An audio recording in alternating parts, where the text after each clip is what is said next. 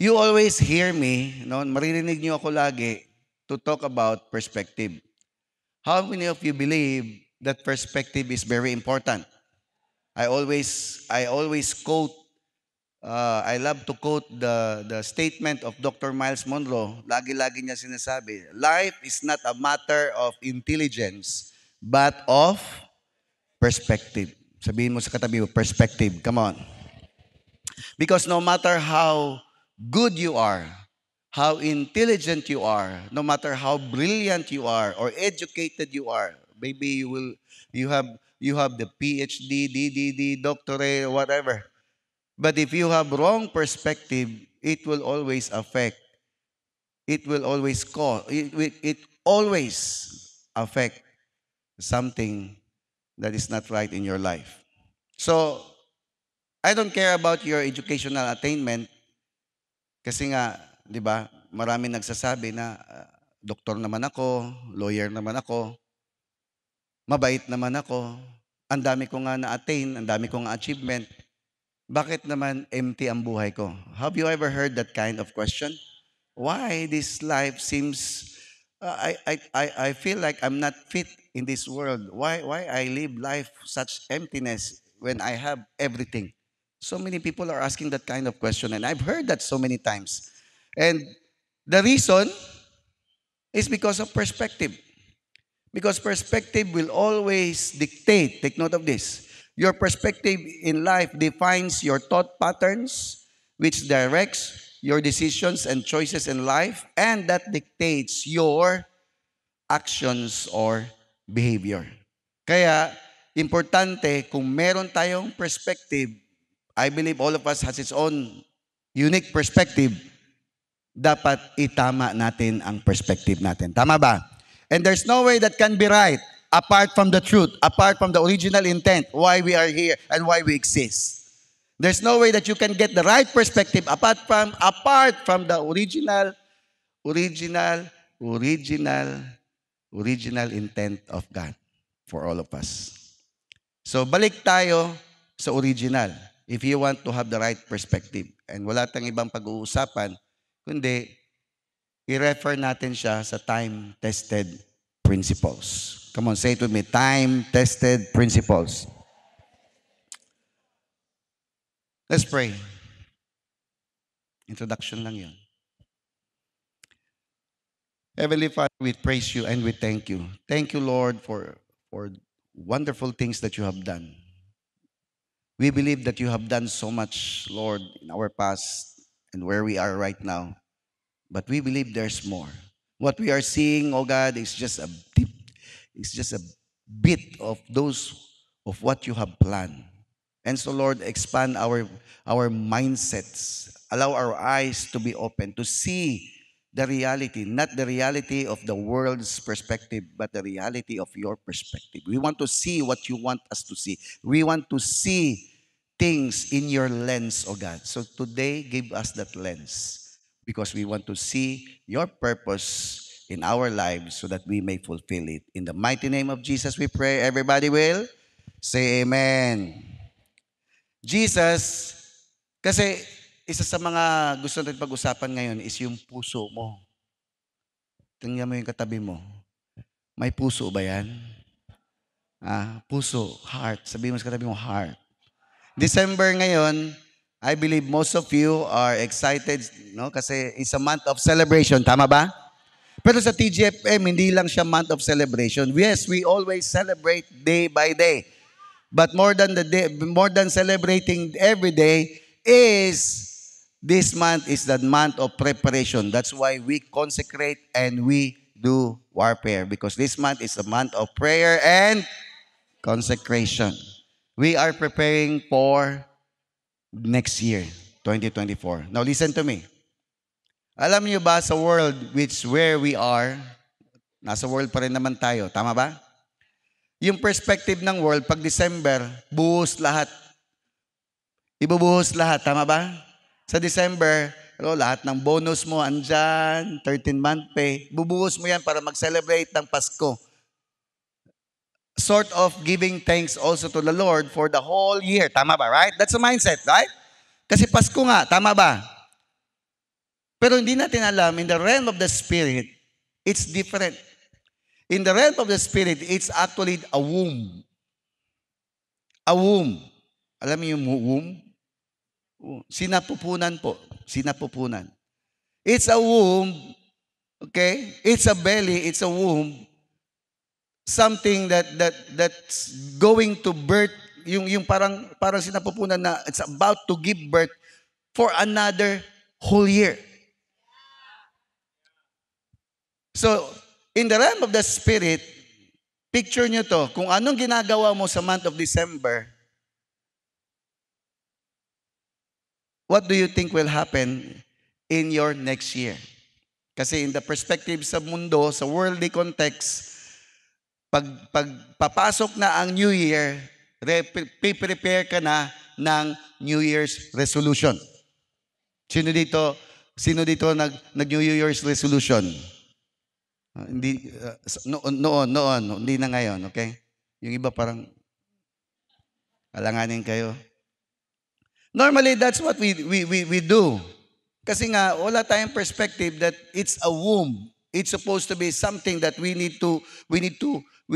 have to plant, we have to put seeds, we need to do something so that kung meron man siyang i-birth in or meron man siyang ipapanganak for the next year, it must be what God want us to be. Tama ba? So alam ko hindi niyo masyado maintindihan to, kaya pag December talaga sa atin na celebration, it's okay. But for TGFM, it's a month of consecration and prayer. Parang hindi nag-agree yung kaya wala kaming kain. Hanggang lang kami. Hanggang fruits and veggies lang kami muna. Because we discipline ourselves in preparation for the next whole year. Kasi alam namin, ang 2024 is a victory for all of us. I don't know about you. But that's a perspective. Jesus had actually shared something like an analogy. You know what's analogy? Yeah, sa mga estudyante. You know, Jesus loves to share parables. Do you agree? Parables. Say it with me, parables. Yung mga parables na parang ihirap intindihin. But there's always meanings.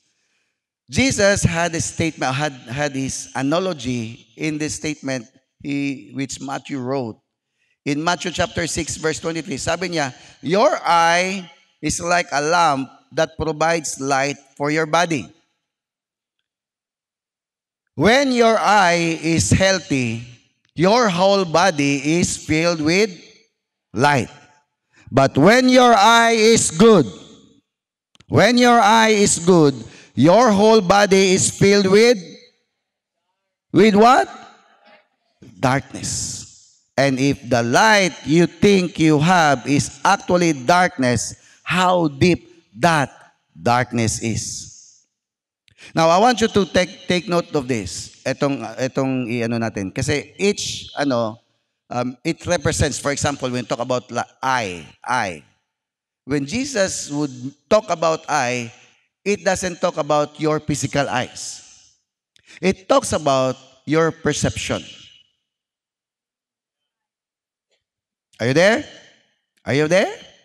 Kasi if you will picture this, if you will just understand this in the perspective na parang literal lang, magugulat ka, ano to eye? It's like a lamp that provides. You would be confused. So, if you might want to go deeper in the understanding of what the scripture is saying, you need to see and understand that eye represents a person's perspective. And light represents truth. We always knew that when we talk about light, when the Bible says light, it's always the truth. Are you following? And darkness, we know what's darkness? Darkness is, come on, shout it out. Darkness is ignorance or falsehood. Bright. And then the mind represents the body. The body, the heart. Heart, the mind. Okay? Para ma-establish natin yung So the mind or intellect and the conscience are the two most important components of the heart that must be guarded and protected above all else because decisions must be made based in truth. Kaya si King Solomon, sabi ni King Solomon, above all else, okay, let's move to Proverbs chapter 4, verse 23. Sabi ni King Solomon, how many of you knew King Solomon? The wisest king ever. Okay? Kung meron mang pinaka magaling na perspective, may perspective, it's actually King Solomon. Imagine mo when he was asked by the Lord what he wanted. All he just said to the Lord and asked to the Lord, I want wisdom and knowledge so that I can govern, I can lead and manage the people whom you have entrusted to me. Hindi siya humingi ng pera. Hindi siya humingi ng kwarta. Imagine mo si Lord, kunwari si Lord tatanong sa'yo, if the Lord would ask you, what do you want? Suddenly the Lord would appear, and then, what do you want? Huh? Lord, siguro yung mga single, pwede yan. Mag-asawa na ako, Lord. Sa mga ang daming utang, Lord, bayad sa utang. Yung mga permintibulagan, Lord, kano sa man ko magkaroon og steady. Anyway. King Solomon simply asked wisdom. Say it with me, wisdom. Because he knew that when he had wisdom, when he would have wisdom, pag may wisdom siya, everything will just follow. Are you there? Because with wisdom, you will have knowledge and understanding. In fact, it can never be wisdom without knowledge and understanding. Because knowledge is an information, understanding is comprehension, wisdom is application. So you can never apply things beyond what you know and what you understand. That's right. Are you there? Kaya, kung meron man dapat i-embrace natin sa buhay natin, dapat wisdom. Sabihin mo sa wisdom. Kasi that's the only thing that you could have better, probably, or when you have a right reference, because the truth is our reference, then you will have right perspective. We don't buy in with good perspective. Because not all good are right. Do you agree? Yeah? So, when King Solomon said, above all else, guard your heart, there must be something. Bakit heart? Bakit puso? Ang question ngayon, is it really the heart that's in your chest? Is he talking about the organ in your chest? Is he? Well, noon, many times I've talked about this, no? Guard your heart above all else. Pero as you grow deeper in understanding about purpose and perspective, you will get to understand that this is not about the thing in my chest. Yung tibok ng puso mo, kalokohan yan. Hello?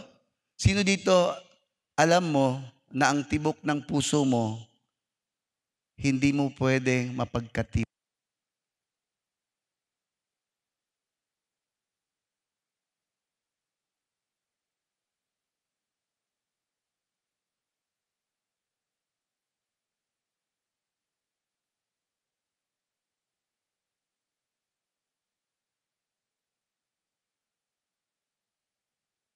Okay. Hindi mo mapagkatiwalaan ng heart, ang puso mo, rather. Tama, right? Right? Do you agree? Kasi akala mo in love ka sa kanya. Maya lang, nagising ka, hindi na pala. Kasi may nakita ka na namang iba. Yung akala mo siya na naman, maya-maya, Sino dito, you will believe me, na masabi mo talaga, deceiving talaga ang heart na nasa puso mo. Na nasa puso, heart na nasa puso, nasa chest. But actually, it's not about the one inside. Ang heart na gusto natin, dapat ma-learn natin. Kasi, okay, I want to lay down, ha? Kasi if we will go into biblical heart, what is the heart? That's the question. What is the heart? Because hindi sinabi ni King Solomon, above all else, guard your husband. Above all else, guard your wife. Above all else, guard your house. Above all else, guard your business. Guard your children. Hindi niya sinabi, above all else, guard your tummy, guard your nose or eyes, whatever. Heart. And there must be something about heart. Why are we supposed to guard it? Bakit naman natin kailangan i-guard ito? How can we guard it? Paano natin i-guard? What happens if we don't guard it? And why? And what are we? Saan natin? What are we guarding it from? Saan? If you want me to guard my heart, kanino? If I need to protect my heart, from who? Tingnan mo nga sa katabi mo. Hindi sa kanya, syempre. So in our own world definition, we think that it's where our emotions flow. Okay? It's where our love, our affection, our grief, okay, comes from. But what about the biblical perspective about heart? You want to know? Ang problem lang kasi, I cannot just define it in just one definition. Because the biblical perspective has components. Say it with me, components. When the Bible would speak or would talk about heart, it doesn't only mean one thing. That's why you need to study the scriptures in the context of what he wants to address. What God or what the scriptures wanted to address. So the problem is, I can tell you to turn to one specific verse that can give a complete explanation and definition about the word or the word heart. The good news is, tanungin niyo ako, no? The Bible does provide explanations of what the heart is through a culmination of several verses. That's why let's look at this. Heart in a biblical perspective. Okay, again, take note of this. Take note. The heart. Kasi later, maybe next week, pag-uusapan natin yung tripart being. Because we are tripart being. Tama ba, right? We are composed of body, soul, and spirit. But puso muna tayo ngayon. Puso muna tayo. The heart is the composition of all three components of the soul. Ano yung components ng soul? Will, emotions, and intellect. Mind and intellect is one. Okay, we will talk about that because heart and mind, the Bible says, the mind of the heart. It will always confuse us. But it can be one. Intellect is the function also of the mind. Plus, the most important part of our spirit is the conscience. Say it with me, conscience. Come on. Si Pastora, alam niya to. Yung three parts function of the spirit, of the soul, and of the body. When you talk about mind or intellect, the Bible says, okay, kasi when you address heart, it can be the mind or intellect. Okay, let's look at what Jesus said. Jesus said, sinabi niya to sa mga Pariseo. But Jesus, knowing their thoughts, said, why do you think evil in your? Why do you? In your hearts. So yung heart mo could be your thoughts.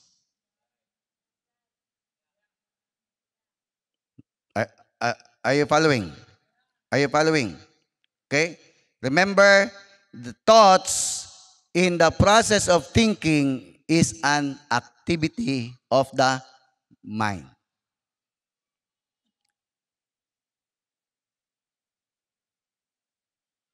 Okay, I will skip. Sa leaders na lang to. Diba? Okay, pangalawa, will. When you talk about heart, it's also the will. Okay? It's not only the mind. When God talks about, or the Bible talks about heart, it's not only the mind, it's also the will. Okay. In the scriptures, let's look at the scriptures para may biblical verses. Marami to actually, pero apat lang yan ako, pero marami talaga. Pang leaders na lang natin. Okay. Acts 11 verse 23. When he came and had seen the grace of God, he was glad and encouraged them all that with purpose of heart, they should what? Continue with the Lord. With the heart, the purpose of the heart, you have the will to pursue and continue. Are you following? Are you still there? Kasi when you talk about purpose in the Greek word, prot is actually to plan, to purpose in advance, or it implies deliberate intentions. So, what's the purpose of your heart? The purpose of your heart, your intentions sa puso mo. So heart also can be the will or intent. Okay, establish ko lang to. Maya, meron tayong pag-uusapan. Kasi isa sa babasagin natin, tanungin niyo ako ano, isa sa i-break natin sa ating buhay is ang word na pattern. Yung problema kasi ng mga tao, pattern. Lagi-lagi na lang ganyan, paulit-ulit na lang ganyan ang problema mo, hanggang ngayon ganyan ka pa rin, hindi ka pa rin nagbabago. Bakit? Nakapag-DE ka naman. Gusto niyo bang magbago talaga? Dapat maintindihan niyo yung puso niyo. Kaya nga sabi ni King Solomon, above all else, guard your heart. Bakit? It doesn't only connote the one inside your chest, but it actually the will, your emotion, and ano pa? Your intellect. And part of your heart also dictates your conscience. Are you following? So, we need to get this by perspective, tamang perspective. Kasi ang hirap kaya magbago. Si Lord, madali talaga siya kung i-transform tayo. Ang bilis. I mean, di ba, isang DE lang, nagbago tayo. Tama ba? Pero yung pagpatuloy, hanggang sa matapos mo yung assignment mo, yun ang struggle. Bakit? Tanungin mo ko bakit? Tanyo bakit? May pattern tayo. Yung mga ginagawa mo, nasanayan mo na, ang hirap tanggalin.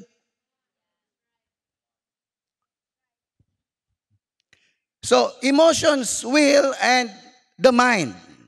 Okay, sa emotions tayo. The Bible says, John, puro kay Lord to na mga statement, ha? Okay. Si Lord sabi niya, therefore now, you have sorrow, but I will see you again, and your heart will rejoice. So, it's an emotion. Heart is also, so it's not only emotion. And your joy no one will take it from you. So, rejoicing is an emotion. Just like sorrow. So Jesus is simply saying emotions originates from the heart. So emotions, thoughts, and will are part of the heart. Pero meron tayong idadagdag dyan. From the spirit is the word conscience. Spirit, one of the function of the spirit is your conscience. Kahit wala ka pa kay Lord, may mga conscience tayo. Maliit pa tayo, alam natin na alam na tayong mali or tama. Tama ba, right? Kaya nga may mga guilt feelings na tayo. Even if you don't know God, tama? Meron yan. Hindi pwede wala. Because that's where our conscience dictates the heart. So, in the conscience part, you will see, para maintindihan nyo to, Hebrews chapter 10, verse 22. Let us draw near with a true heart, in a full assurance of faith, having our heart sprinkled from an evil conscience and our bodies washed with pure water. Ano doon sabi? Heart sprinkled with or sprinkled from an evil conscience. So heart also, our conscience also can function as a heart. This indicates that conscience is part of the heart. 1 John chapter 3 verse 20. For if our heart condemns us, take note of that, God is greater than our heart and knows all things. So our conscience blames us, condemns us, or convicts us when we do something wrong. Say amen to that. And our conscience therefore is part of the heart. Sabihin mo sa katabi mo, ang puso mo, baby. Heart is mind, your intellect, your will, your emotions, and your conscience. Okay? Clear? Clear? Okay. Reason why we want this to be established, again, to break patterns. Yung mga bagay-bagay na nakikita mo sa buhay natin, buhay mo, buhay ko, na paulit-ulit na nangyayari. God already had set us free. Sa mga nakadii, come on, DE finishers. God already had set you free. But there are patterns in your life that needs to be broken with right perspective. There can be no transformation if you will not grow in your journey with the Lord. And that can never happen without the word of the Lord. Ang word lang ni Lord talaga ang makapagbigay sa atin ng tama na perspective. Walang iba. Walang iba. Hindi tatay mo, hindi kami. Yung perspective namin, as much as possible, sa Bisaya, ginasangat na mo permente sa pulong sa Ginoo. We don't judge things based on our own understanding. We don't look at things and make decisions based on what we know, based on what, no. Ang good thing lang, kasi when you talk about what we know, we also know something from the perspective of the Word. Kaya makapag-decide kami easily. You will notice, ibang decision nyo, pag nag-ask kayo ng counsel sa amin, iba ang maririnig nyo. How many of you have asked counsel to the seniors?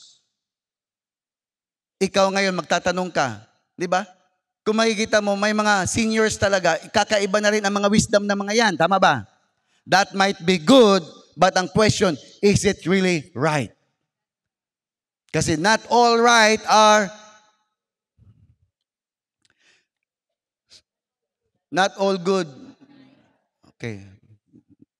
Natulala tuloy ako.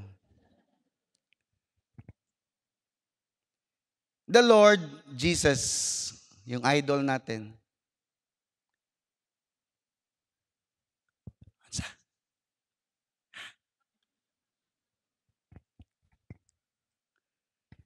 there was one time that Jesus allowed himself to be left alone in one particular place. A place where people go and get water. And he stood there, stand by for a time while the disciples went to find food, get food, in their journey. And then, at midday, a woman came. How many of you remember the Samaritan woman? The Samaritan woman, okay? Okay, basahin natin to. Story to ng Bible. Dito ako mag-dwell before we will end. Mahaba actually to. Ayoko na masyado kasi para mabilis. John 4, verse 7. Soon a Samaritan woman came to draw water, and Jesus said to her, sabi ni Lord, please give me a drink. Si Lord may sabi, sino nag-approach? Si Lord ang humingi. Grabe si Lord pa naghingi. He was alone at that time because his disciples had gone into the village to buy some food. So the woman was surprised.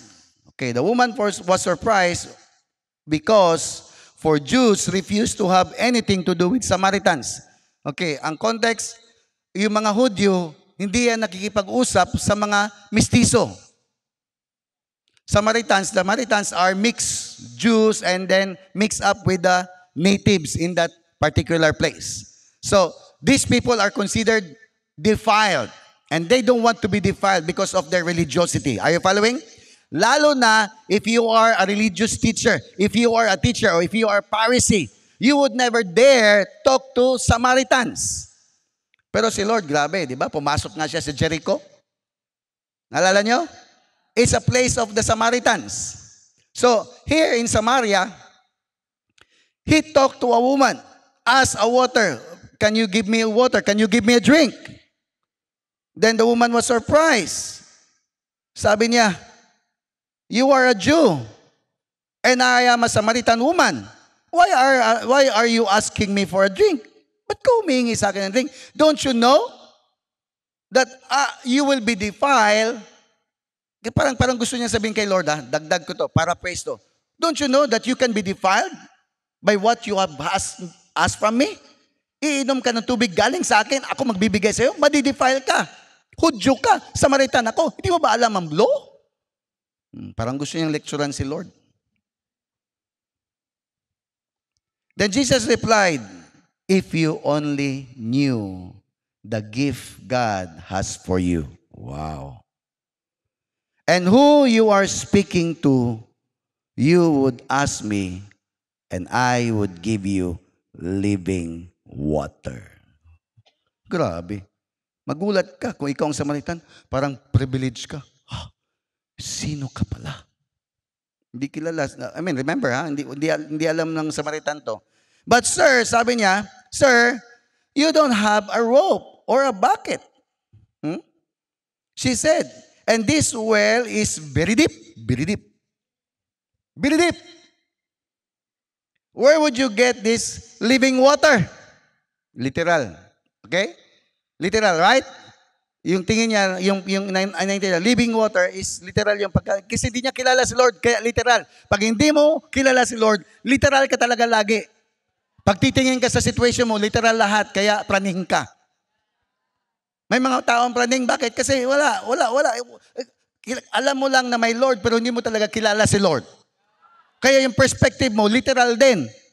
So kung ano nakikita mo sa Kanya, i-judge mo siya based on what you see. That's what the woman actually does. Okay, next verse. And besides, dagdag pa ng woman, do you think you're greater than our? No. Saan ba tayo? But sir, you don't have rope or bucket, and said, this well is very deep.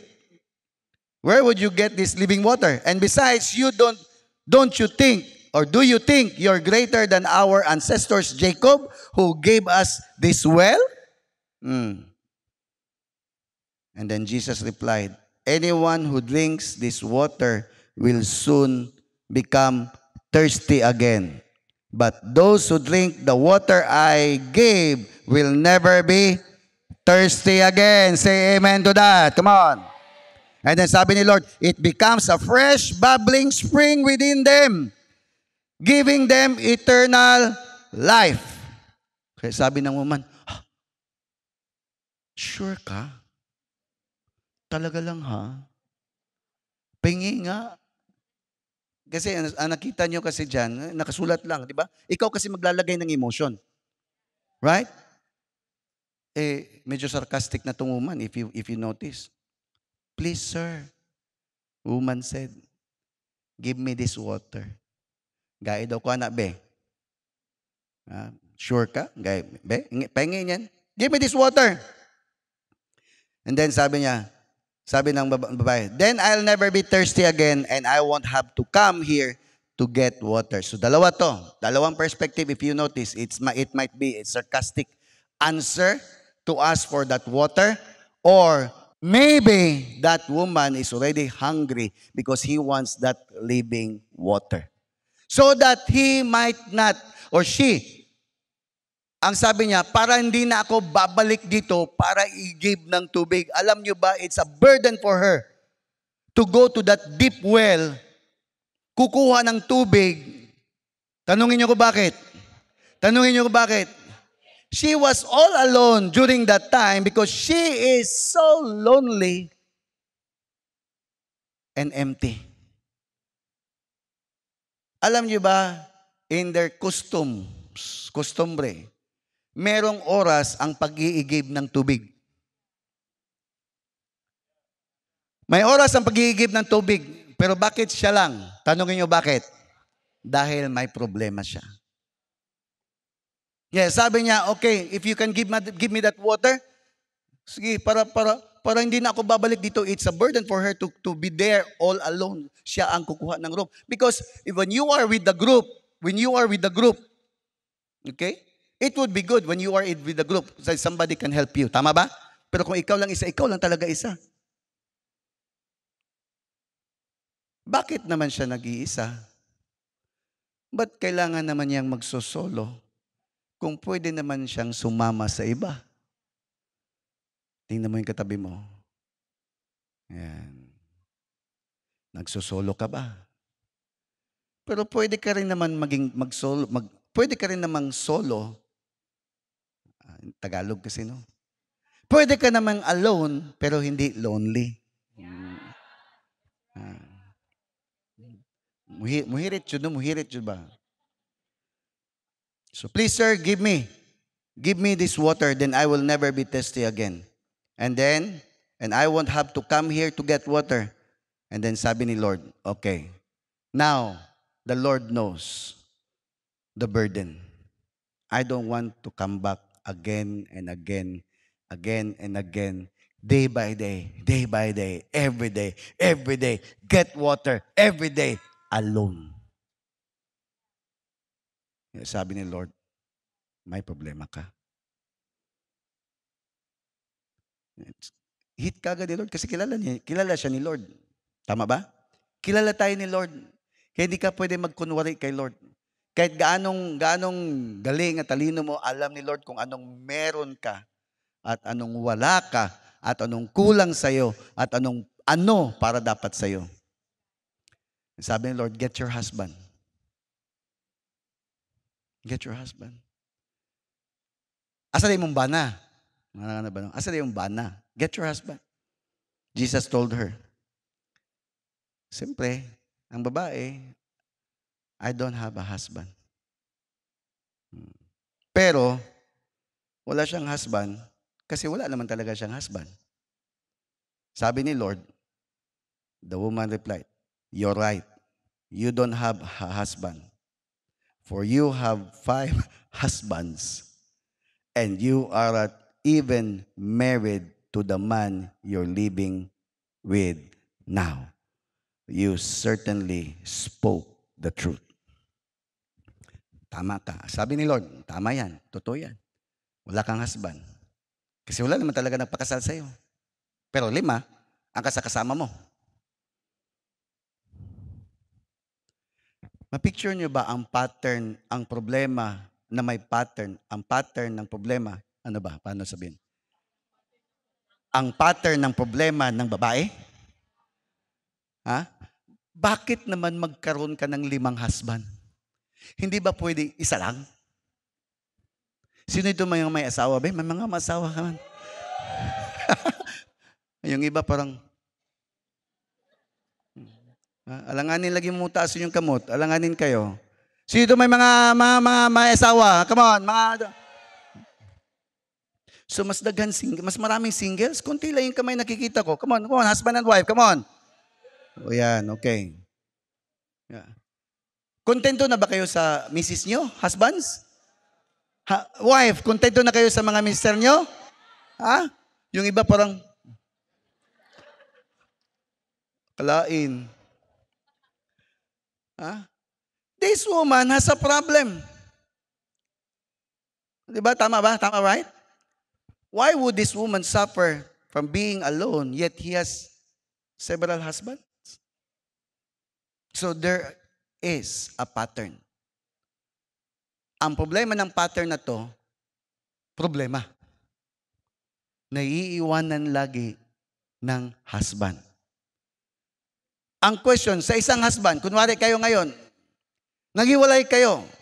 So there must be a reason. Bakit kayo naghiwalay? Tama ba, right? And then you enter another relationship. Kayo na. And then naghiwalay na naman. Okay, that's acceptable. Okay, baka hindi lang talaga baka hindi rin yan. Okay. Then enter another relationship. And then you went on, and then hiwalay na naman. Parang pangatlo na. Sino ba talaga problema? Mga lalaki talaga walang kwenta. Mga lalaki, hanap ako ng iba. Enter again another relationship, pangapat na. Siguro medyo hinabaan ng pasensya, medyo extended ng patience. Kasi, di ba, ikaw, pangapat na to, maghihiwalay naman kayo. Siguro, yung reputasyon, siguro, sa pangalawa pa lang ka na. Hala, nag-asawa na naman yan. No?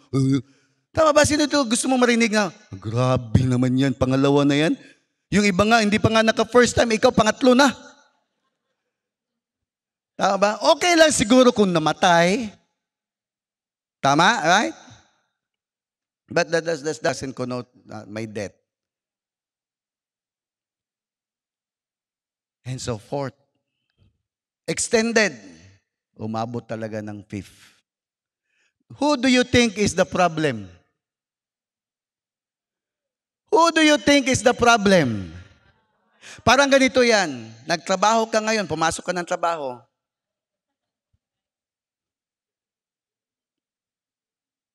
After 2 months, lumabas ka, way klarong boss, way klarong sweldo, walay klarong. Enter another new job. For a while, it went on right well and steady and good.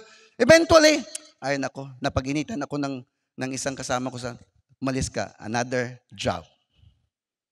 And then another job. Then 5 job na sa isang taon. Sino may problema? Ang job o ang empleyadong yan? Pattern. I don't know about you, kung sino ka man. Baka may mga pattern sa buhay mo. Na akala mo, ang problema is the surroundings, the people around you, or the situation probably. But let me tell you this, let me be honest with you. Ikaw ang may problema. Tanaway mo tapat. Ina siya. Ayaw lang, ayaw. No. Don't say anything. Smile na lang, smile. Ha? Pero nakita ko, wala dito yan, wala dito. Nasa labas. Ay, wala din sa labas. Baka may mga tao sa labas.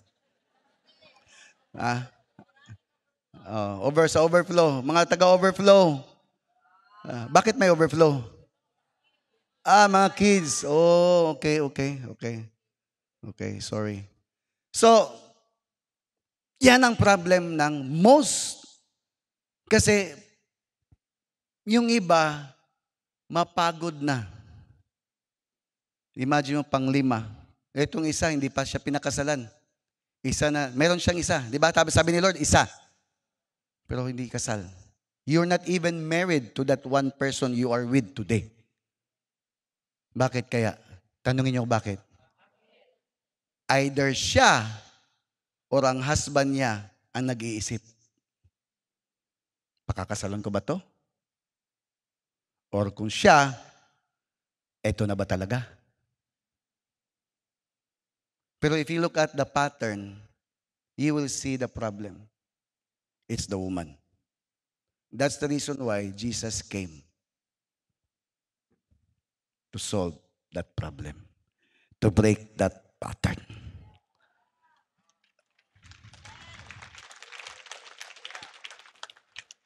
To break that rope from that deep well. Kailangan pumunta pa sa malalim, meron namang living water. Are you there? So I don't know sa inyo, kasi I believe sa mga nakadii, the pattern has been broken. Come on, tell somebody, the pattern has been broken. Come on. Sa mga nakadi, every pattern that you have, those things that you know that you cannot stop, di ba? Imagine mo, gusto mong may gawin na tama, hindi mo magawa. Pero nakadii ka, naka-encounter ka. I just pray nang yung mga nakadii, bigyan mo to ng halaga.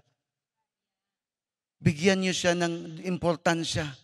Pinutol ni Lord, the Lord had done His part. You better do your part this time. Because when you talk about pattern, problems, problema ng babae, yung problema ng Samaritan woman, it's not a physical problem, it's spiritual problem.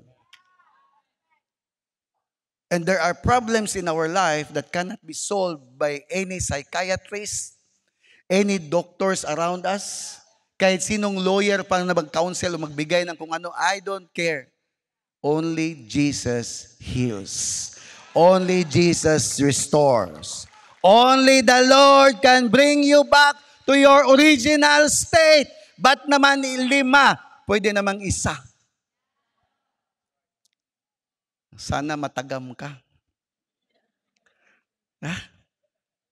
So yung prayer ko today, I don't want to prolong you. I want to pray. No? Kasi ang question sa atin ngayon, na-cut na nga pero pabalik-balik pa rin. Bakit hanggang ngayon, utang ka pa rin ng utang? Bakit hanggang ngayon, hindi mo pa rin mapigilan yung bibig mo, magsisinungaling ka pa rin? Bakit hanggang ngayon, hindi mo pa rin and then listen to me. Meron kasi tayong mindset. Sige lang, pastor, process naman. Yeah, kaya nga, guard your heart above all else, which is your mind, your emotion, your will, and your conscience. You know that from that conscience, because if merong 2 bagay na pinaka-importante among the 4 functions of the heart, is the mind and your conscience. Because these 2 will dictate your emotion and your will. Are you following? So probably along the way, in that struggle, you probably had the capacity to think twice, 3 times, 4 times if you will do it or not. Pwede, di ba? Tama? Hindi mo naman magagawa kagad. Parang bugso na lang ng, nagawa ko. Sorry. Hindi mo pwede sabihin na nahulog ka. There's no such thing as fell into sin. That sin was already been conceived from your mind a while, long time. Hanggat hinahayaan mo lang. Kaya sabi ni Kristo, guard your heart, guard your mind. Anong pinapalabas? Anong pinapapasok mo sa mind mo ngayon? That's a question. If your eye, your heart, if your mind, your heart, if your eye, your emotions, yan, isa lang yan. Perspective lahat yan. Tama ba, right? It's not right. Kaya sabi no, how deep is that darkness?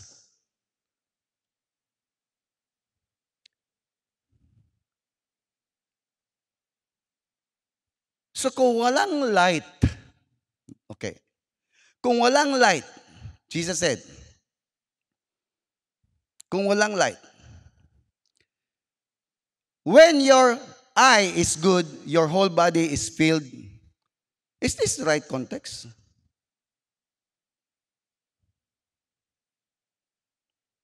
Oh, when your eye is unhealthy, sorry, that's the original text. It looks confusing.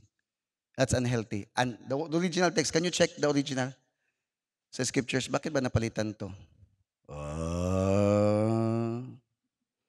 Okay. Can you check that? Pangit pag tumalikod, makita yung, okay. Okay, andyan na. Ayan. Ipatalikod yung kunin mo len. Okay. When your eye is healthy, when your perspective is right, is good, then when your perspective, when your eye is unhealthy, not good, not right, tama? Then, sabi niya, your whole body will be filled with darkness. Also means falsehood, mali. So ano yung pinapapasok mo ngayon?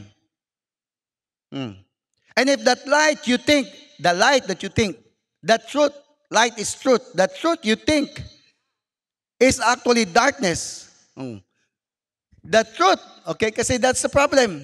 Ang akala mong truth, hindi pala talaga truth.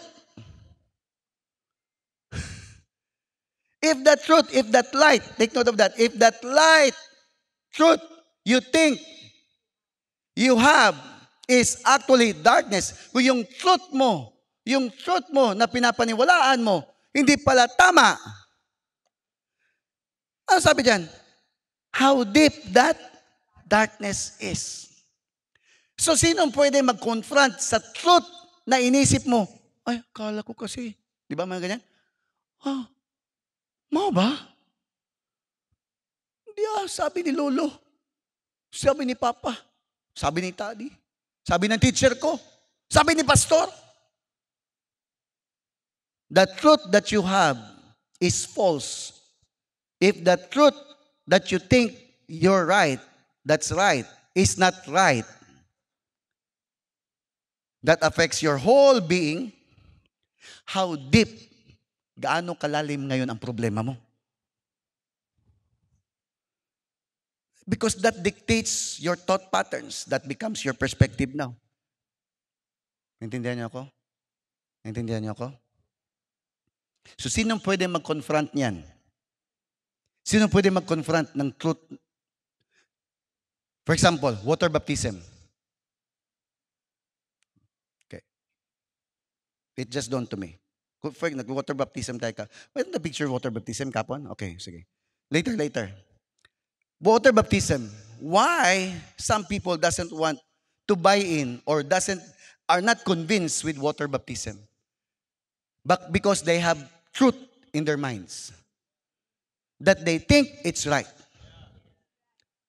That once you will allow yourself to be water baptized, you change religion. Do you agree? Why some people, even if they have encountered the Lord, empowered by the Lord, and experienced the power of the Holy Spirit, still hesitates water baptism, is because they have lies.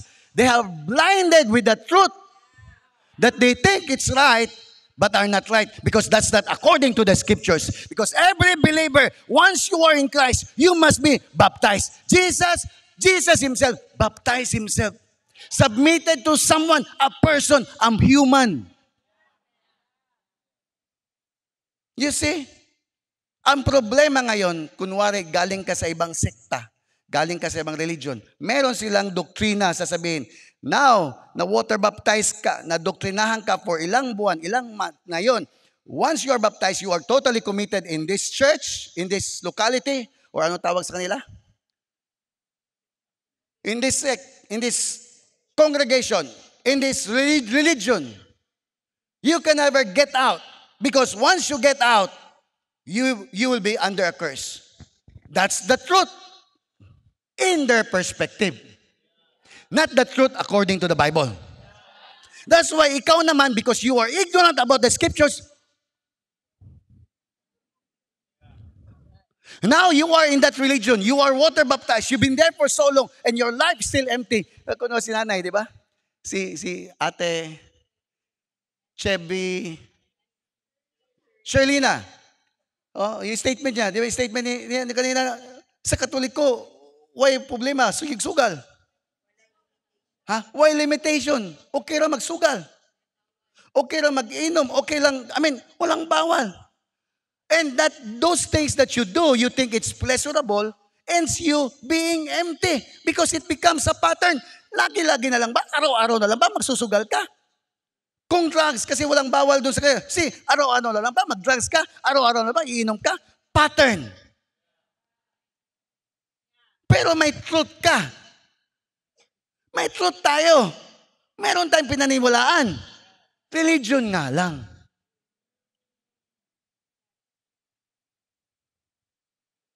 So ang isip mo, pag naimbitahan ka, oy, ito sabi ng pastor ko. Ibang grupo to, born again ng mga to. Hallelujah, hallelujah. Yes. Do you agree? So, it always magko-contradict ka agad na sa isip mo. Pero, if you are truly desperate, just like the woman, you would be honest to tell yourself, I'm tired. That's why most of you that are here and went through the divine encounter, because you are tired of your past. Come on. And now that you are free, because the Lord wants you to be free and take off that burden so that you can run freely and finish your race. This is not religion. This is not religion. So we are teaching you, leading you back to the original. Kasi para basagin yung mga truth na akala mong truth na sa utak mo, mali pala kasi hindi nga siya scriptural. And listen to me, please listen. I'm not only, yes, the Word of God is the final authority. That's where we base our perspective. But more than the truth is spirit. Pero kaya nga, ang problema natin ngayon sa generation natin, hindi lang itong generation na to, noon pa, ang problema, tanungin nyo ko ano, pag may nakita kang supernatural, spiritual, ano yan? Weird. Weird. Matakot tayo kaagad. That cannot be explained by science. Because bakit? Lalo na pag nakapag-aral ka ng prestigious na school, there is certain education that was inculcated into your mind about humanism. Everything must be valid according and must be evaluated to science. That must be validated by science. Kaya lahat, tine-check mo. Sa encounter, may mga nakita ko sa encounter. Grabe na, iyak na iba, pero iba parang... Tapos nakatingin si pastor.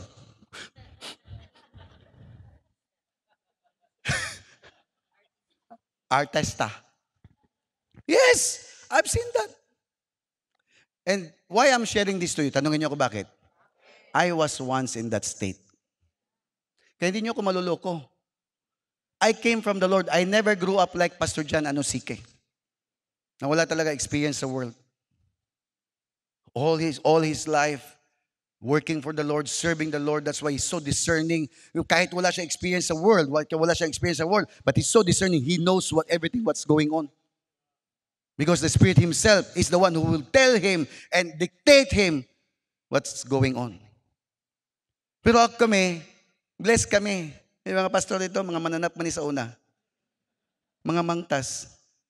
You would wonder why this ecclesia was established by this kind of life.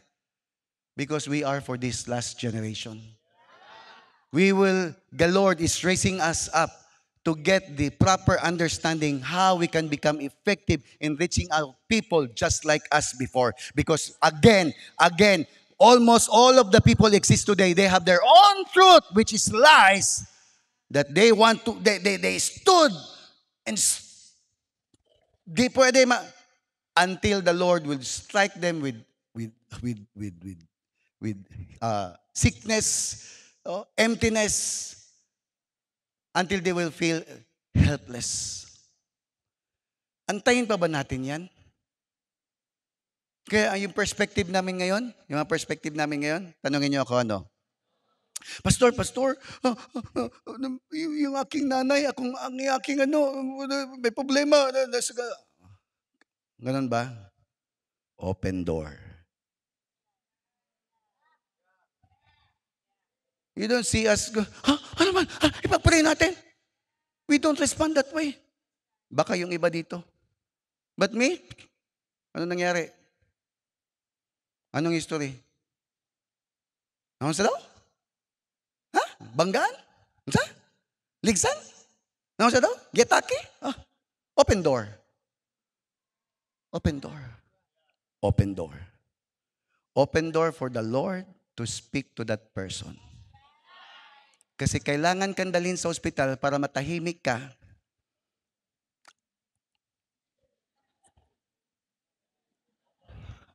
Ha? Para makapagsalita si Lord. You need to stay in that room or, di ba? Don't you know that even us, kami, may mga panahon na bigyan kami ng mga circumstansya na wala akong magawa, but Lord, talk to me. Yes. Because of our stubbornness. So I believe today, ika-cancel ni Lord yan. Sino gusto makancel lahat ang pattern sa buhay natin? Come on. Amen? Kasi walang ibang goal si Lord but to break off the chains of those patterns and bring you to the truth, yung totoong light na galing sa Word. Kaya nga, hindi namin mabigay sa iyo lahat ng perspective kasi nga, along the way, it would be good that ikaw mismo ang makadiscover because unless you discover it, the right term, until nothing is yours until you discover it. You discover it yourself. Amen ba?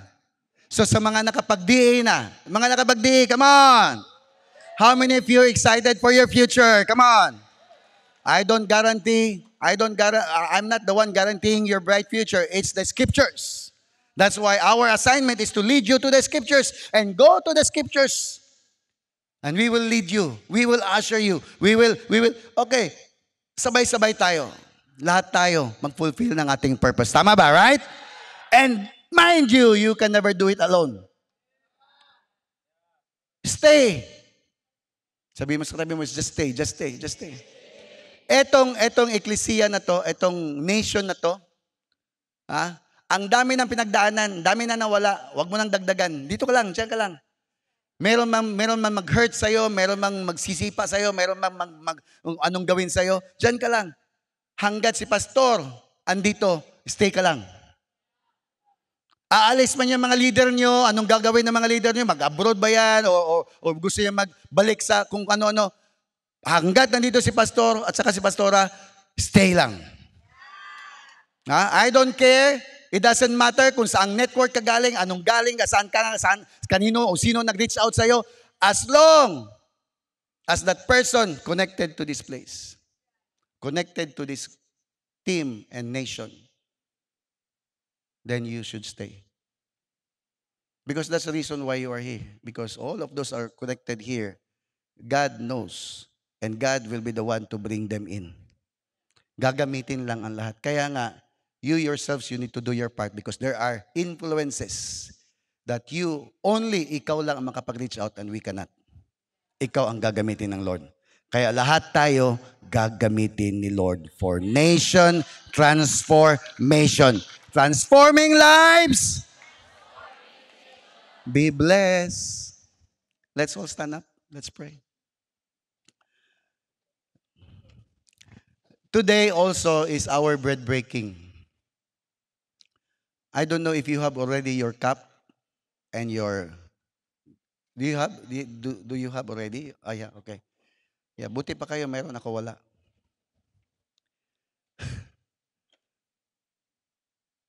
Yeah, I think I have my okay.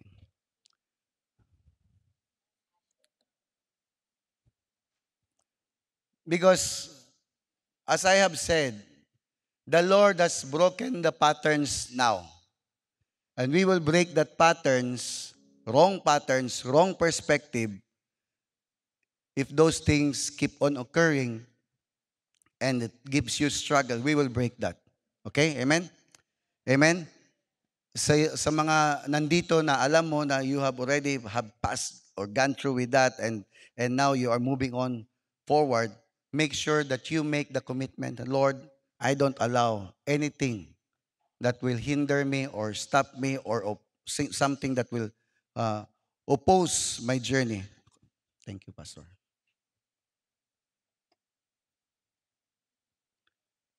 Kasi yung communion natin ngayon is something that we will tell the Lord, Lord, I will commit to pursue you wholeheartedly with all my heart. And that includes my mind, my emotion, my will, and my conscience. I will take this cup and take this bread, not only to remember what you have done on the cross 2,000 years ago, but for me to be reminded that I have a duty to fulfill for my sake. Not for me, not for the church, for you and for your family and for your next generation. Are we getting this? Are we getting this? So, the Bible says, 1 Corinthians chapter 11. Sa mga nagdi kahapon, you have made your commitment to really pursue the Lord all the way until you will discover your purpose. That you will go through the process of walking, working, and learning the ways of the Lord. It's a process towards growing in your character, competence, and chemistry. So all of these things are process, but it takes commitment. So if you are here this afternoon, isa sa mga commitment na gagawin natin, Lord, help me break every wrong pattern, wrong perspective in my mindset and align it into your will. Ang goal natin, ma-align tayo sa perspective ng scriptures. Not the perspective that you used to think, you used to hear, and yung lagi nating kultura before. Let's cut it off today. Because those are strongholds that will hinder your progress towards fulfilling what you are called for. Remember, listen to me. This church has a vision. And one hindrance why you cannot see the vision and why you don't have vision is because of wrong patterns, wrong perspectives, mga mali. Aside, I don't need to address yung mga immorality because that's obvious. Isa yan sa maging hindrance kung bakit di mo ma-fulfill ang purpose mo. Because there's no way that you can benefit the gospel or the kingdom of God without consecrating, without holiness. So I'm addressing those who already practice and discipline holiness and righteousness. Because one thing that needs for us, for sure, na ang struggle natin is our paulit-ulit na mga struggles in our minds that comes from our heart, emotion, will, and conscience. For I pass on to you what I received from the Lord on the night when he was betrayed. The Lord Jesus took some bread and gave thanks to God for it. Then he broke it in pieces and said, "This is my body, which is for you. Do this in remembrance of me." In the same way, he took the cup of wine after supper, saying, "This cup is the new covenant between my blood, between God and his people, an agreement confirmed with my blood. Do this in remembrance of me, as often as you drink it. For every time you eat this bread and drink this cup, you are announcing the Lord's death until he comes again. So anyone who eats this bread and drinks this cup of the Lord unworthy is guilty of sinning against the body and the blood of the Lord. That is why you should examine yourself before eating and drinking the cup. For if you eat the bread and drink the cup without honoring the body of Christ, you are eating and drinking judgment, God's judgment upon yourself. So as you close your eyes, I want you to pray, as I will also pray for you. But make your own personal prayer of commitment. What you have heard today must be prayed by you. And ask for the strength and the grace that comes from the Holy Spirit, which is inside of you, for you to obey and fulfill it, put it into action. I don't have things or points on what needs to be done because each one of us has its own role and responsibilities. The Lord knows everything about you. So you should be praying for that. Father, in the name of Jesus, we are here today. All of us, God, wanted to continuously be renewed. We want the right perspective that only comes from your word. So today, God, I have shared your word to break all those patterns in which I believe you already have done 2,000 years ago. The time that we have come to know you, encounter you, experience you. We believe that those things, those patterns in the past that we don't like, that caused us to be depressed, that had caused us, Lord, to be empty and harassed, has been broken. Now you have set us free. And what we ask today is the grace and the continued strength and enablement as you have promised to us, Lord, that what you have started, you will finish it until the completion of your return. And so today, we lift up everything to you. These are your children. These are not your children. These are not only your children, but these are your sons, your offsprings, oh God. Most willing to fulfill, willing to do the will that you have laid down for us.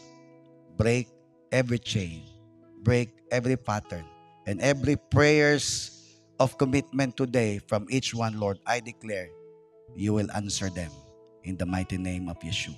As we will take this bread, Lord, we remember what you have done on the cross 2,000 years ago for all of us. We thank you for yourself, for the salvation of our souls. And we are looking forward for the salvation of our bodies. In Jesus' name. You can break that bread and drink.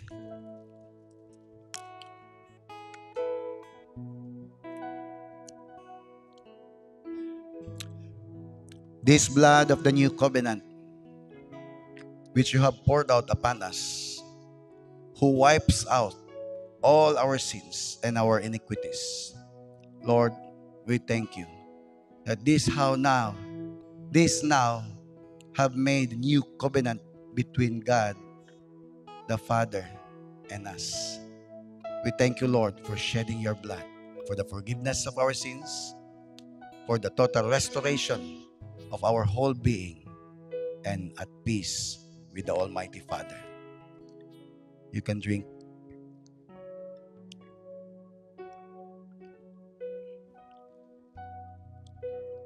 Come on, let's worship the Lord. Let's worship the Lord. Close your eyes.